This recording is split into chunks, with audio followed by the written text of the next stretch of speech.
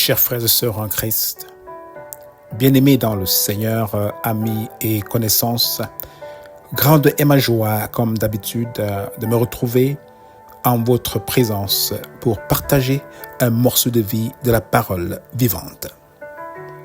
Que la paix, l'amour et les grâces immenses de notre Seigneur Jésus-Christ vous soient renouvelées.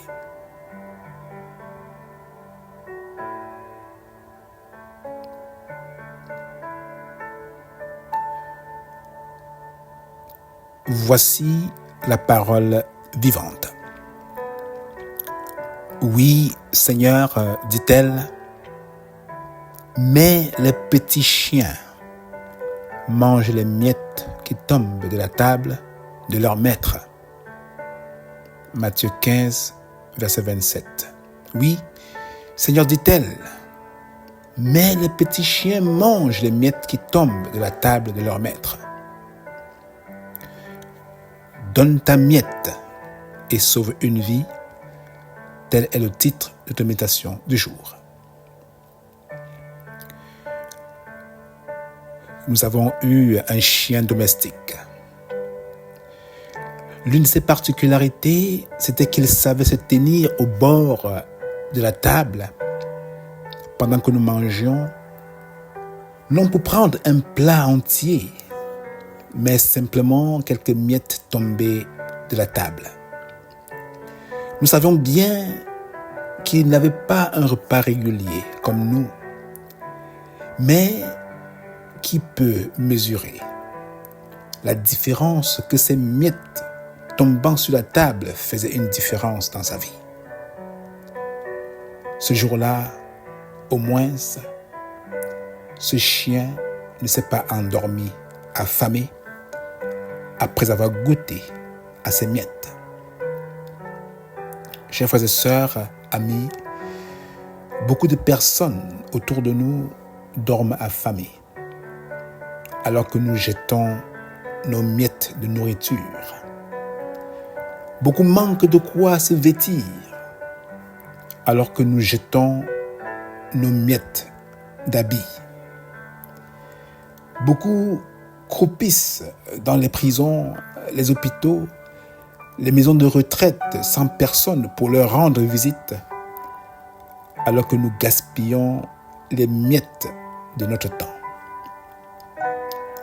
La parole de Dieu nous raconte aussi l'histoire du pauvre Lazare et de l'homme riche. Lazare, malade et affamé, était assis devant la porte du riche, espérant goûter ne serait-ce qu'aux miettes tombées de sa table pour survivre. Mais le riche ne lui prêtait aucune attention, mangeant dans l'abondance sans jamais lui rendre ne serait-ce qu'un morceau, ou jamais lui tendre, ne serait-ce qu'un morceau de pain, alors qu'il en avait largement les moyens. L'histoire se termine par la mort de Lazare et aussi par celle du riche. Rassasié jusqu'à la fin, mais sans avoir donné de ses miettes pour sauver un pauvre comme Lazare. Bien qu'il n'ait rien eu en commun sur la terre, Lazare et le riche ont fini par partager la même destinée, 2 mètres sous terre. Quelle gourmandise avait le riche, quelle dureté de cœur. Sommes-nous différents, mon frère, ma sœur? Que faisons-nous de nos miettes? Que faisons-nous de nos excédents? Que faisons-nous de nos superflus? Jésus, dans son échange avec la femme cananéenne en Matthieu 15, versets 21 à 28, nous enseigne la puissance d'une miette. Cette femme étrangère, désespérée pour la guérison de sa fille, vint supplier Jésus. Il lui répondit, Il lui répondit qu'il n'était pas bien de prendre le pain des enfants pour le donner aux petits chiens. Mais elle persista avec foi. Oui, Seigneur, mais les petits chiens mangent les miettes qui tombent de la table de leur maître. Alors Jésus, voyant sa foi, déclara, Femme, ta foi est grande, qu'il te soit fait comme tu veux. Et à l'heure même, sa fille fut guérie. Jésus donna à cette femme une part de sa grâce, un peu de sa puissance de guérison. Et cela suffit pour transformer sa vie. Mon frère, ma sœur, mon ami, ne négligeons pas les miettes. Ne négligeons pas les miettes. Elles paraissent insignifiantes à nos yeux, mais elles peuvent être salutaires et faire une immense différence dans la vie du prochain. Si nous prenons intentionnellement le temps d'observer ceux qui ont besoin de nos miettes, pour leur tendre la main, imaginons la joie, l'espérance et la vie nouvelle que cela peut engendrer.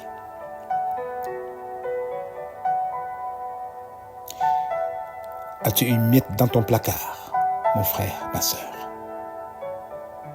As-tu une miette dans ton placard? Donne-la.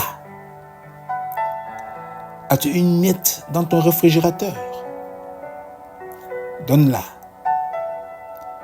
As-tu une miette dans tes finances? Donne-la. As-tu une miette de ton temps? Donne-la. Oui, donne et fais une différence. Car même une miette donnée peut devenir un miracle. Amen. Même une miette donnée peut devenir un miracle. Prions.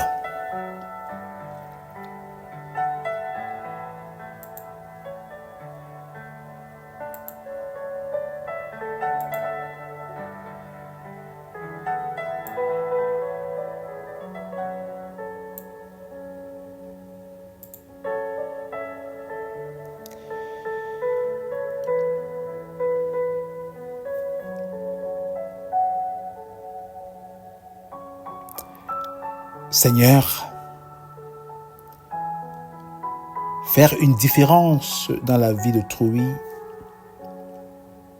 ne demande pas toujours de grandes choses. Il nous suffit d'ouvrir les yeux, d'avoir un cœur rempli de compassion et une main prête à agir, peu importe sa taille. C'est ce que tu as fait envers nous. Et tu n'as jamais cessé de répandre ta bonté sur ta création. Et encore plus sur ceux qui croient en toi. Nous t'en prions, Seigneur, brise en nous toute gourmandise et ouvre nos yeux afin que nous puissions, à notre tour, poser un regard compatissant et tendre une main agissante. Apprends-nous à partager nos miettes avec les nécessiteux autour de nous. Merci de nous aider à grandir dans cet élan de cœur et de générosité. C'est au nom de ton Fils, bien-aimé Jésus-Christ, que nous avons prié. Amen.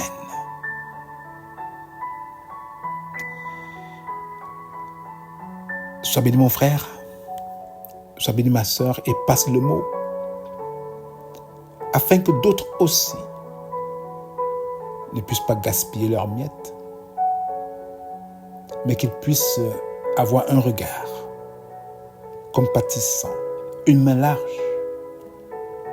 pour soutenir ceux qui sont dans le besoin.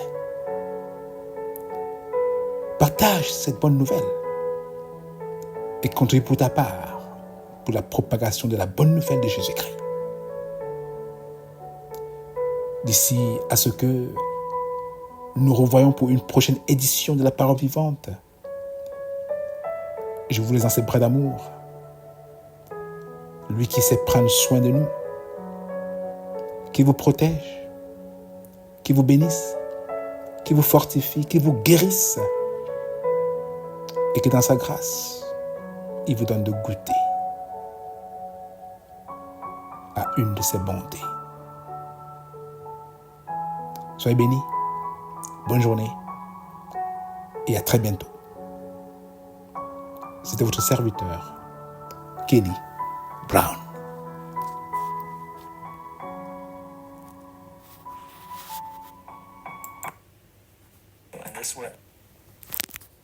Espère en Dieu quand la nuit sombre voile le ciel et l'horizon. Jamais là-haut ne règne l'ombre, là-haut t'attend une maison. Espère en Dieu quand la tempête contre la neige jette ses flots, un mauvais cœur déjà s'apprête à commander paix et repos. Un mauvais cœur déjà s'apprête à commander paix et repos.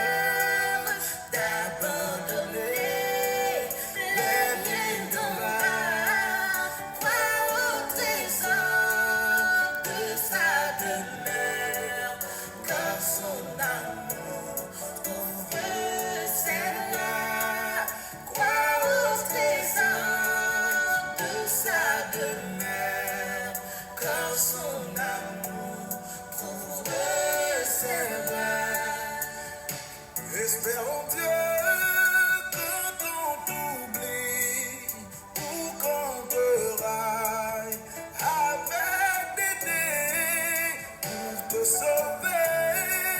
Jamais ne plie, va plutôt seul sur ton chemin.